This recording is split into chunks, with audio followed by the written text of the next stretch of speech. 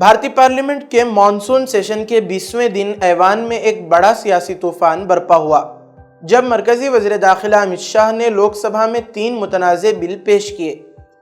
ان bills میں یہ شق شامل ہے کہ اگر وزیر اعظم، مرکزی وزیر، وزیر اعلیٰ یا کسی ریاستی حکومت کے وزیر کو کسی سنگین فوجداری الزام میں گرفتار کر کے 30 دن تک جیل یا حراست میں رکھا جاتا ہے تو وہ 31ویں دن اپنے عہدے سے لازماً ہٹ جائیں گے۔ یہ بلز اس طرح ہیں: آئینی بل 2025 یعنی 130ویں ترمیمی بل، گورنمنٹ آف یونین ٹیریٹریز ترمیمی بل 2025، جموں و کشمیر تنظیم نو ترمیمی بل 2025۔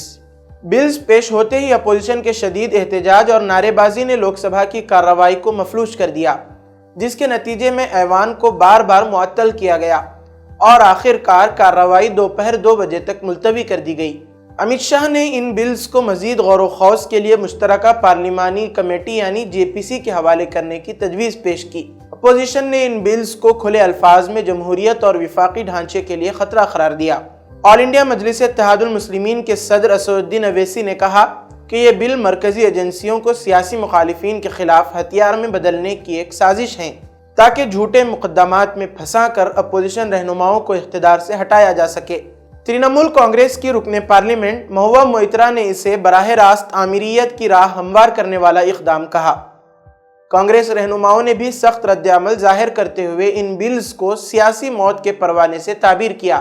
ماہرین کا کہنا ہے کہ ان بلز میں اگرچہ بدعنوانی کے خلاف سخت اقدام کا پہلو موجود ہے، لیکن ان کا سب سے بڑا خطرہ یہ ہے کہ گرفتاری ہمیشہ غیر جانبدار بنیادوں پر نہیں ہوتی۔ اگر تحقیقاتی ایجنسیاں حکومت کے ماتحت ہوں تو محض گرفتاری کے ذریعے ہی کسی بھی اپوزیشن رہنما کا سیاسی کیریئر ختم کیا جا سکتا ہے۔ اس طرح یہ قانون عوامی مفاد سے زیادہ سیاسی صفایا کرنے کے ہتھیار کے طور پر استعمال ہونے کا خدشہ رکھتا ہے۔ آج کی ہنگامہ خیز کارروائی نے بھارتی سیاست میں ایک نئے بحران کے دروازے کھول دیے ہیں۔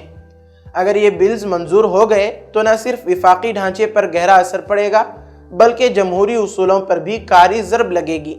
اپوزیشن جماعتیں اسے آئین کی روح کے خلاف اور ملک کو آمرانہ ڈگر پر لے جانے والی پیش رفت قرار دے رہی ہیں۔ اگر یہ بلز منظور ہو گئے تو یہ ملک کو آمیریت کی طرف دھکیل دیں گے، جہاں سیاسی مخالفین کو جیل کی سلاخوں کے پیچھے دھکیلنا معمول بن جائے گا۔ مبصرین کے مطابق یہ دراصل ایک سیاسی اسلحہ ہے جس کے ذریعے اپوزیشن کو کچلنے اور جمہوریت کو محدود کرنے کی کوشش کی جا رہی ہے۔